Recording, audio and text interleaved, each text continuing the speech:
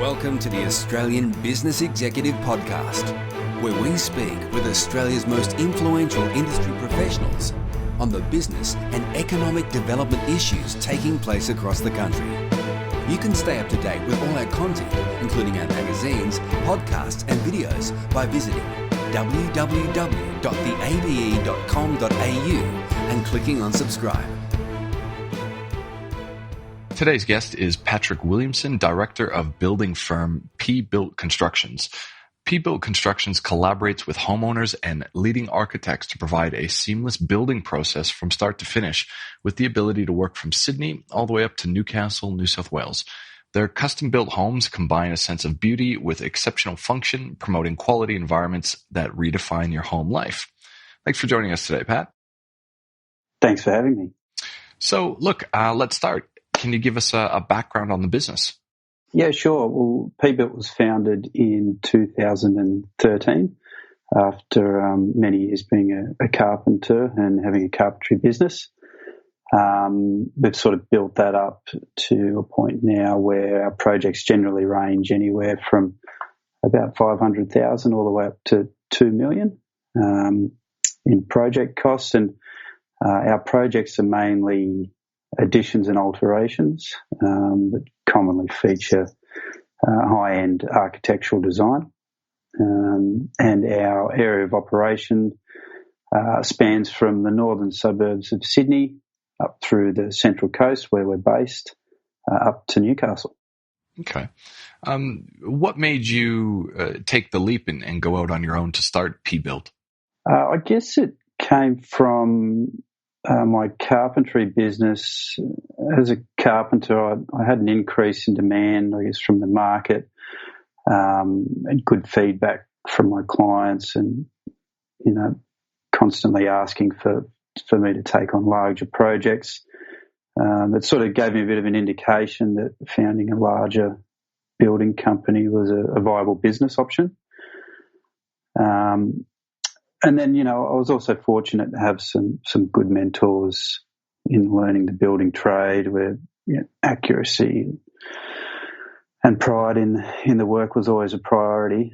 I had a wide range of experience on some high-quality projects, and with that experience, I knew I wanted to focus on the higher-end work. There are challenges that come along with that, but it also presents opportunity for growth and improvement. So that sort of spurred me to start P-Built. Okay. You just said that you guys focus on a bit of the higher end. Do you want to tell us about how you position yourselves in market a little bit more? Yeah, sure. Well, it generally comes from the design, from a start point. The design is usually set there, but I guess we're aligning ourselves with those architects that feature that in their work. I feel it suits us because we have the attention to detail that quality high-end design requires. There's a lot of thought that goes into it, a lot in the background in finding building solutions to sort of present that quality as a finished product. You had mentioned your mentors that allowed you to take the jump into starting the business and your experience. How do you think that's affected, what you guys do differently compared to other builders in the same space? Well, I think it's almost a mindset, I guess, having that sort of pride in your work, knowing that you sort of can't take the shortcuts. If you want to achieve something great, that you can't take those shortcuts. Sometimes that means, you might have to put more into a task maybe than you expected. There's something unforeseen, in the existing building, for example, that you just have to work around because you know that down the line what you need to produce as the end result is a great quality product. So we try and keep that mindset front and center all the time, where we think of the end and how we're going to get there and how we're going to produce that product. Okay.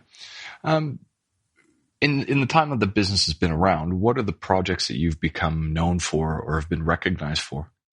Probably the two most recent ones come to mind. 2018, we took on our largest project up in the Newcastle area of Warners Bay. That was probably about a 12-month project, I think, when it was all said and done.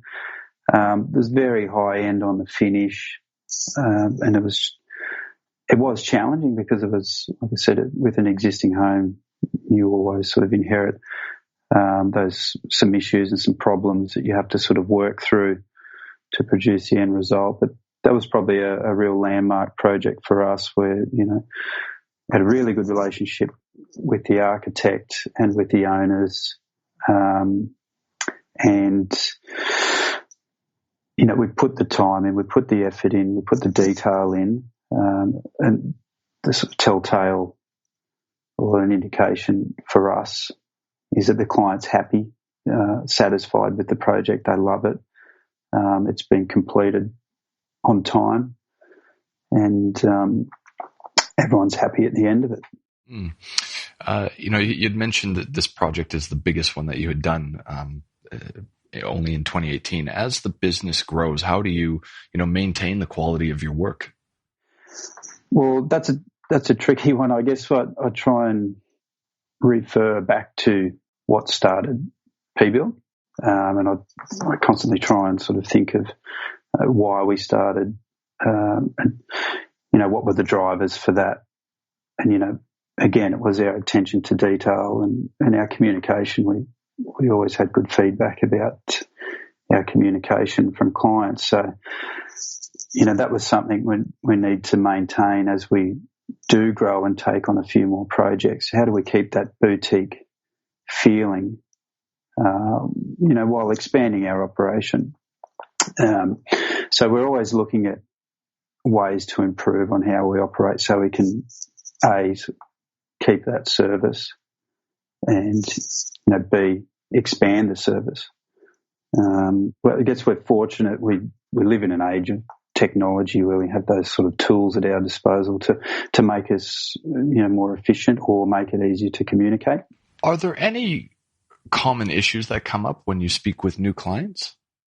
They're generally the questions we get earlier on are how much is it going to cost and how long is it going to take? As a builder, they're quite often difficult to answer, those questions, until we have all the information. So to get all that information takes a lot of time and a lot of teamwork during the planning stages between the project stakeholders. So my advice to anyone is speak to a few builders early on. Try and get some open advice. See if you're a good fit. You're likely to share 6 months to a year plus of time together. There has to be a good mesh there, and a good relationship that you can build on for a successful project.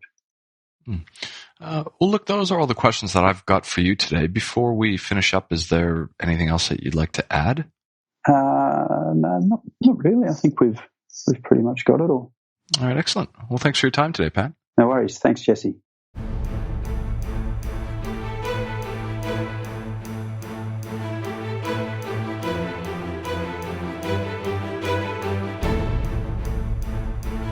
This has been a production of the Australian Business Executive, a division of Romulus Rising Proprietary Limited.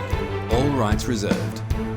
You can stay up to date with the Australian Business Executive, including our magazines, podcasts and videos, by visiting www.theabe.com.au and clicking on subscribe.